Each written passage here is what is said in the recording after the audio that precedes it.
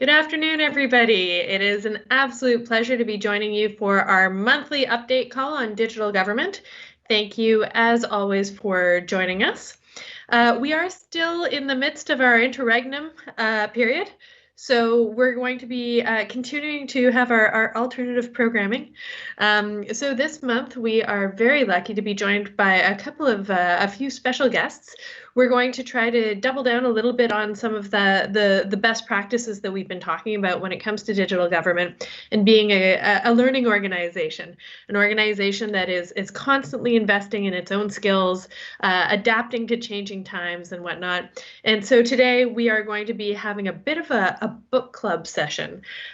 For those of you who know me, you know that I often gesture by throwing books like this into the camera as I'm talking. And so there are a couple of special friends from across government that are going to join me in talking through some of these awesome books. Before we do that, I'll provide just a quick update. As I'm sure many of you have noticed, we continue to be in the midst of our pandemic response, and I think that the digital framework has continued to prove its value in terms of a tool for prioritizing our efforts. A few quick updates. With the interregnum period, it has continued to be a little bit challenging to engage publicly, but we have still been making lots of good progress. So we talk regularly about those sort of priority actions. One of them that you've heard me speak about in the past is around the funding model for digital services. I'm delighted to report that since the last time we chatted, here within the Office of the CIO, we've made a lot of progress in terms of strengthening our review process for potential investments. We now have a digital support team fully in place, and it is reviewing items that are going forward to the Digital Investment Board for potential funding. On the tools side, so that's part of being digital inside, we've been making a lot of progress when it comes to hosting and particularly on two fronts. One is on gaining a better understanding on the applications that are available across government and the most effective way of hosting those applications. We've also been making continued progress on our OpenShift DevOps application platform. So the migration is continuing. It's pretty interesting work, and there's been a lot of positive feedback through the community. So thank you for those of you who have been participating. In terms of the next steps, that migration is going to continue so that the early access stage of the migration completes by about end of November. And there's going to be a continued effort in driving KeyCloak from the Pathfinder stage that it's currently in to being more of an enterprise solution. For those of you who have been participating in some of the digital response activities in response to the pandemic, there's also been a lot of good progress there. So we continue to have this sort of loosely networked approach facilitated largely by the Exchange Lab. So huge kudos to Heather Remackle and Ruben Carter for their efforts in facilitating those gatherings. There are a number of services that are continuing to go through soft launches as time progresses, but really I think one of the big lessons for us has been that these sort of loosely coordinated efforts where we can all come together and support each other as a network seem to be fairly effective in supporting those of us who have been under, admittedly, a lot of pressure to deliver some high-profile services in response to the pandemic. So big kudos to everybody who's been participating there. I'm really keen to dig right into the items that we're going to showcase as part of the book club. So I'm not going to spend much more time on the updates. Suffice it to say that transition is continuing on, and there seem to continue to be pretty exceptional opportunities for us to double down on government modernization. So I expect that many of the digital teams across government will continue to be engaged in that work. Okay, let's get into our book club session. If you have any questions or comments, feel free to put them in the chat, and we'll try to manage them as we go. But I'm going to start with Alicia. What we're going to do here is these are people who have read interesting things that are related to digital government. I'm going to invite each person to provide a couple of minutes of comments, their remarks, their summary of why they thought it was interesting and relevant to digital government. And then we'll have a quick question, and then we'll move on to the next one. So, Alicia, tell us a little bit about what you read.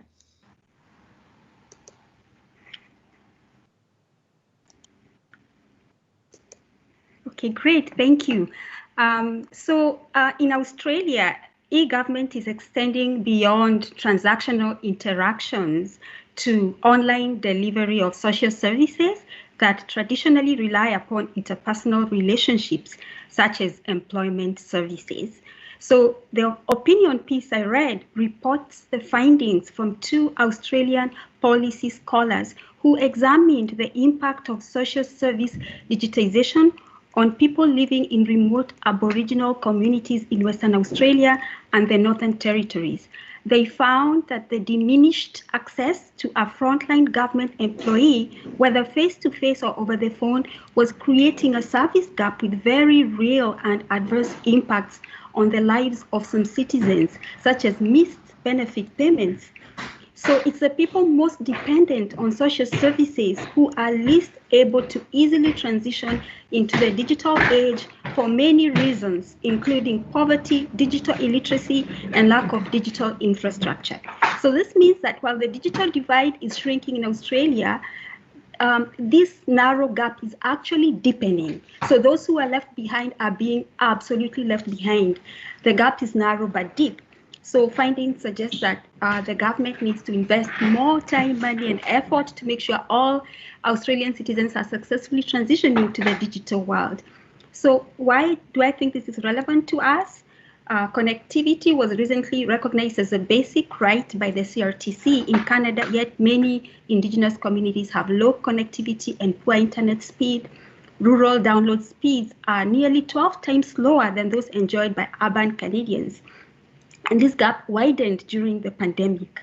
In BC, 58% of rural households and 66.7% in First Nations have high-speed access compared to 92.6% in urban centers. So the insights I take this away is to be very thoughtful in digital government about what services should be digitized. They seem to work better for transactional interactions, but less so for interpersonal social services, particularly for the most vulnerable who are in need of more intensive supports.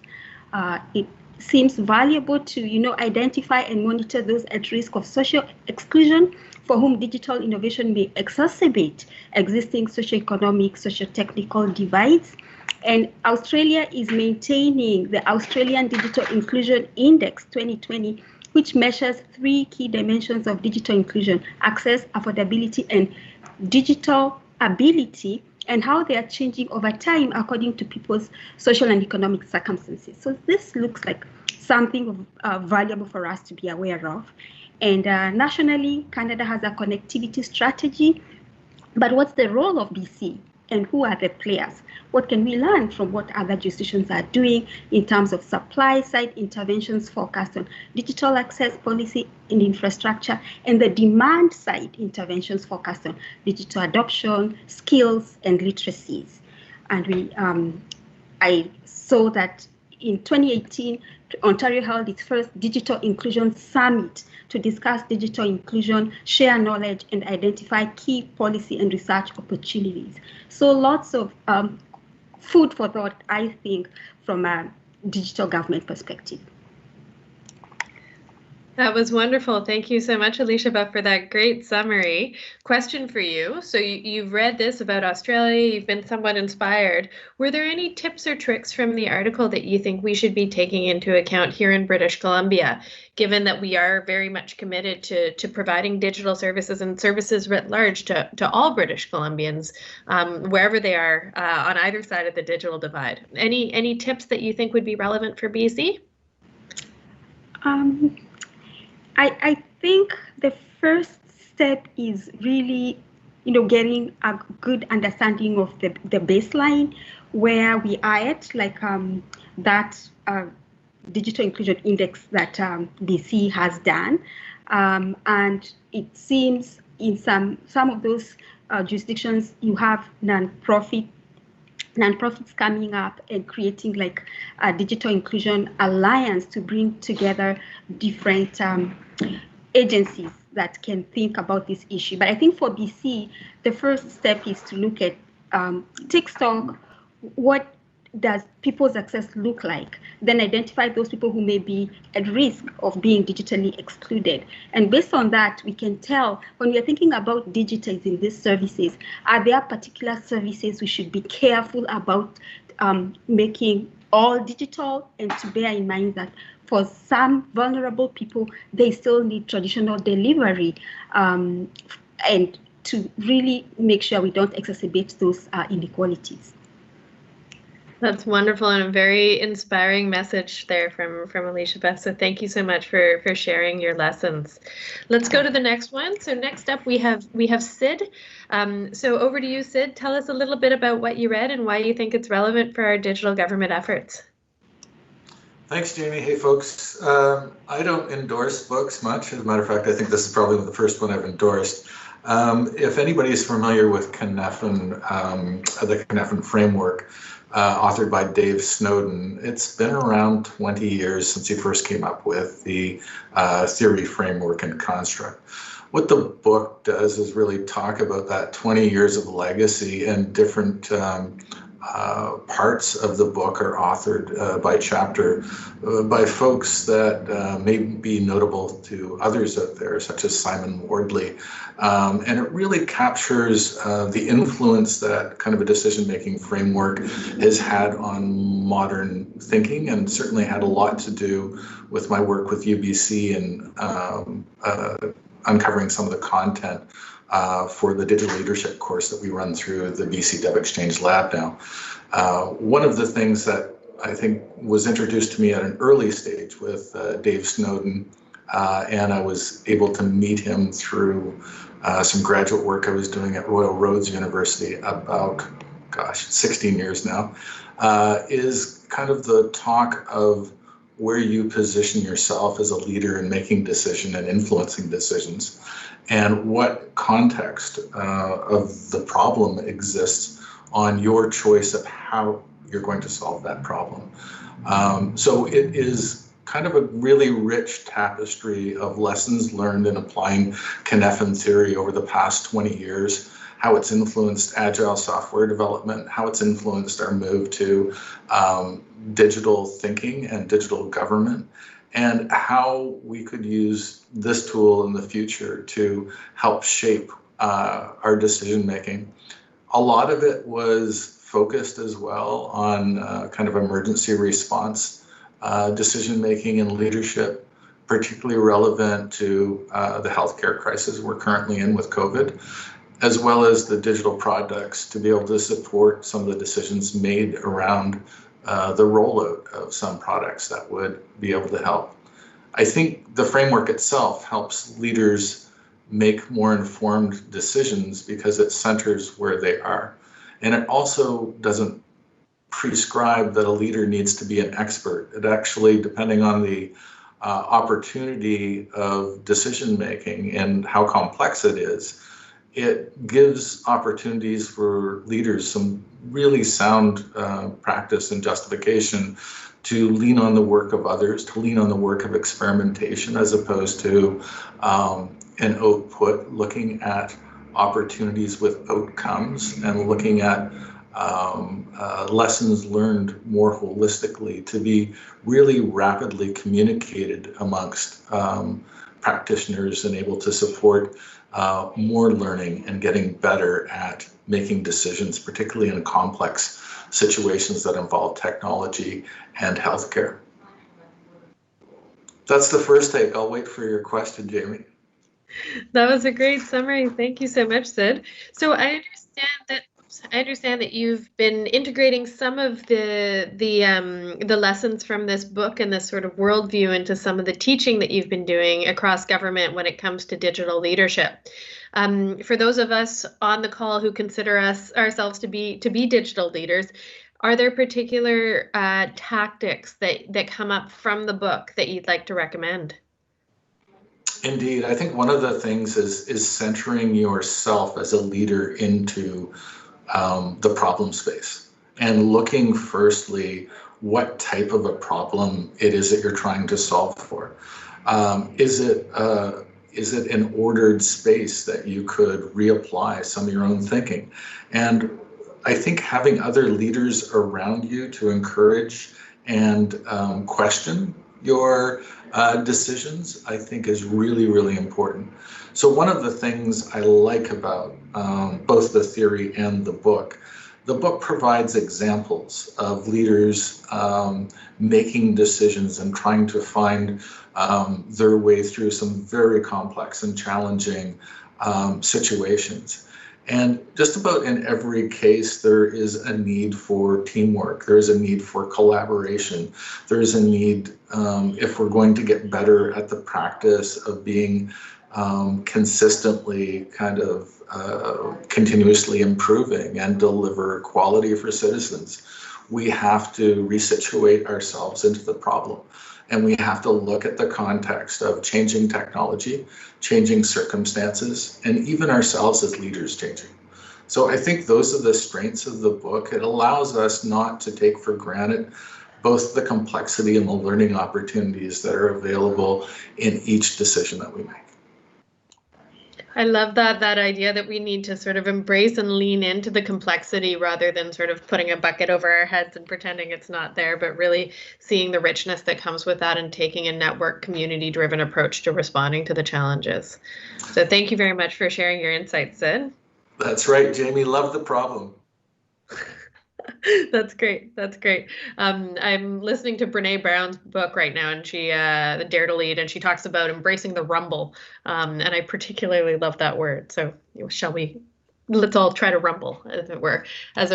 So next up, we have Jillian. So Jillian is going to be sharing with us a little bit about content design. So over to you, Jillian. Thank you. So yeah, let's embrace the rumble. I am plugging the book Content Design by Sarah Richards. Sarah and her team are part of what I'd like to call the new Govy thinkers in shaping what we and how we think about digital government today. Sarah and her team led the transformation over at Gov UK. Similar to some of the growing pains we've had over the past few years with gov.bc.ca, Sarah and her team tackled over 400 different websites and services and really transformed the way they approached service from a content perspective. I was lucky enough to see Sarah and hear her talk at this past summer's Design and Content Conference. And she's totally awesome. So I highly recommend looking her up on YouTube. She gifted us with a story on how when they restructured gov.uk, they didn't hear a peep of complaint from the public, but oh boy, did they hear heat from government. A lot of folks who didn't want to let go of their legacy, they were fearful, and just talking and addressing full on about that rumble of resistance and how to, one of the things I love about this book is how she talks about like strategies to make people feel more comfortable and show them the wins of collaborating and working on a multidisciplinary team.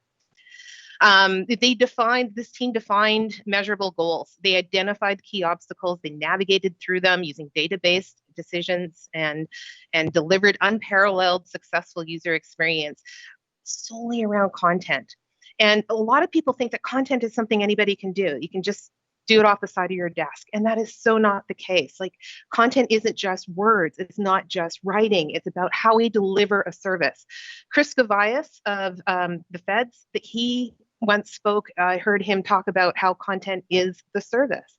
It's not just writing. It's investigation. It's analysis. It's iteration.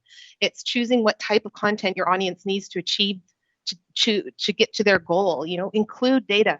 Include search engine optimization, include images, graphics, include tools.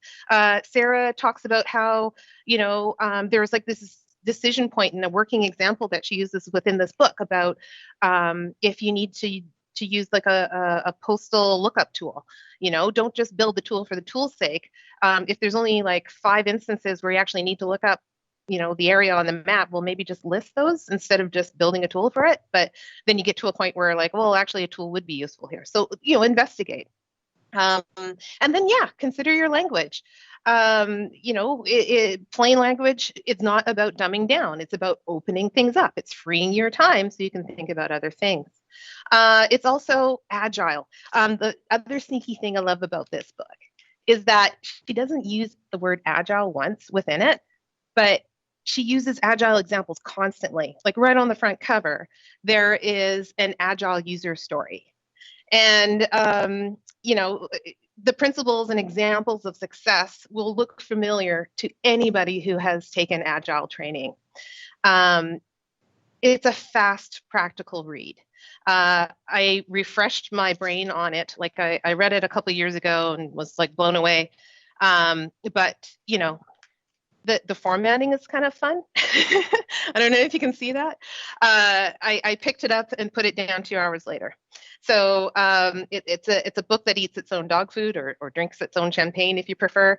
It's written concisely, and it shows that, through examples and step-by-step instructions that are not overly complicated, you can really leverage research and data and user feedback to create really useful service experiences that work for people. And she also stresses the importance of collaboration and getting alignment up front. Like a lot of the service design principles that we see expressed within the digital framework are expressed within this book. So invest 2 hours of your life to pick it up. There's a few things in there that, you have your inner dialogue going, I think there might be, we can adopt it this way. But it definitely is some brain fuel that I highly recommend. That was a fantastic summary. Thank you so much, Jillian. Question for you. I know that you have been on the front lines of a lot of our COVID response. Do you have any particular lessons from the book that you think are relevant in a post-pandemic world, as it were? Ooh. Well, a lot of the approaches, like when reading it again last night, I kind of felt feelings of validation, like, going through like some of the way we approach structuring the content on our COVID pages.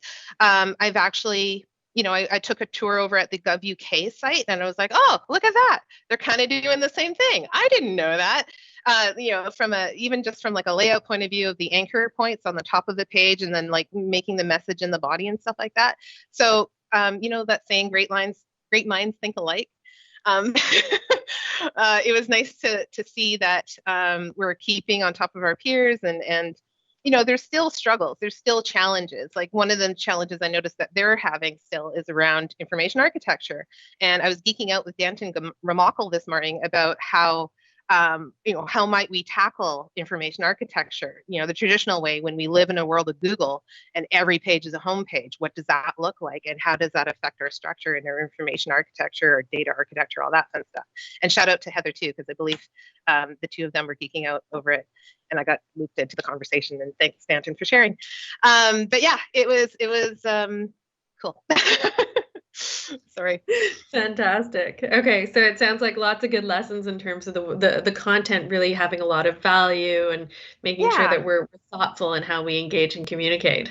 Yeah, like really being user focused and not being afraid to iterate. That's the other lesson from the COVID content team, is that they iterate constantly. Shout out to the team. They're awesome. Okay, cool. Thanks. Fantastic. Thank you so much, Jillian, and to all of the team that is implementing so many of these wonderful lessons. Okay, last book today. This is one of my favorites, and I just couldn't miss on the opportunity. For those of you who know me, know that like I read a lot. I love reading about, not only is digital government my job, it's also my passion. So I'll share a reading list that I've been putting together over the last couple of years in the chat. But this is one that really got me going. It's It's a slightly older one, and it really talks about, it's like a burning treatise under sort of underpinning open innovation. And the premise is really like, if you don't own every resource and every asset that could potentially help you solve a problem, it's incumbent upon you to build an organization that is open and porous to innovation. And we've seen an increasing number of organizations over the past couple of years, last 5 years or so, that the author refers to as an exponential organization. So these are organizations like Airbnb, that don't necessarily own all of their own assets, but they're massively accelerating growth using technology.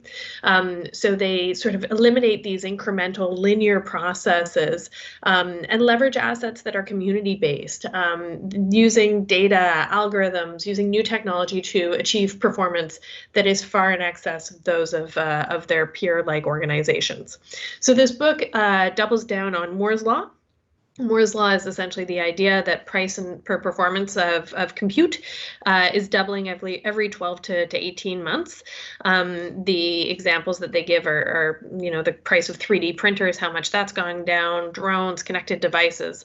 And essentially the pitch here is that organizations must evolve. They must become more porous and leverage external innovations. And in that context, information is our greatest asset.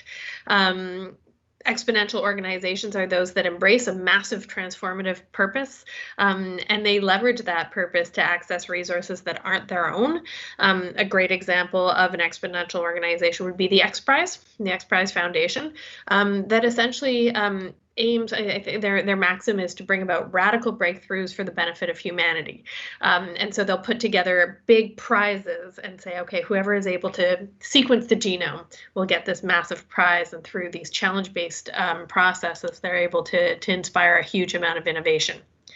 Some of the characteristics of exponential organizations are the availability of staff on demand, so taking kind of a cloud-based model, some of the sorts of things that we see the PSA thinking about these days. They do engage a community and a crowd. They leverage assets that they may or may not own. They're very heavy on engagement. And in terms of the implications of this, there are wonderful opportunities to really grow and build on a community on a cross-sector basis. In this kind of an environment, it seems really important to be clear about the purpose of an organization, embrace that massive transformative purpose, engage communities. So any entity that has an ability to sort of contribute to resolving a challenge, that they would be available to do that. You need a team. So many of the sort of best practices that we embrace when it comes to digital government are things that we're seeing in these exponential organizations, and establishing this sort of iterative culture where we do question fearlessly and build out platforms. So for me, it was a really important read. It got me thinking about not only how the tech sector has transformed so significantly in the last few years, but also how governments can increasingly transform also. When we adopt things like open challenge-based procurement through the digital marketplace, for example, are there not opportunities to engage new vendors who may not have been participating in the past? When we embrace open government and we share our data, we make APIs available, we then have the opportunity to have other entities leverage government data to help solve public problems and ultimately contribute to public good. So that's one of my favorite tech or digital government books, and I would certainly recommend it to everybody. There's also a great TEDx by the author, who is Canadian, that provides some great insight. We'll wrap it up there. I hope that this session has been helpful. Please do take our survey. I know that this month's update was a little bit different, but we are very keen to hear if this is a format that works for people. We'll share the link to the reading list if you would like to get more up to speed on some of the recent readings. And it is a Google Doc, so you're more than welcome to contribute if you have other things that aren't currently on the list that you would recommend. I hope that everybody is continuing to do well in spite of the gray weather and the ongoing stresses of remote work and all that sort of thing. And I will wish you all the best and look forward to touching base again in a month. Have a wonderful rest of your day.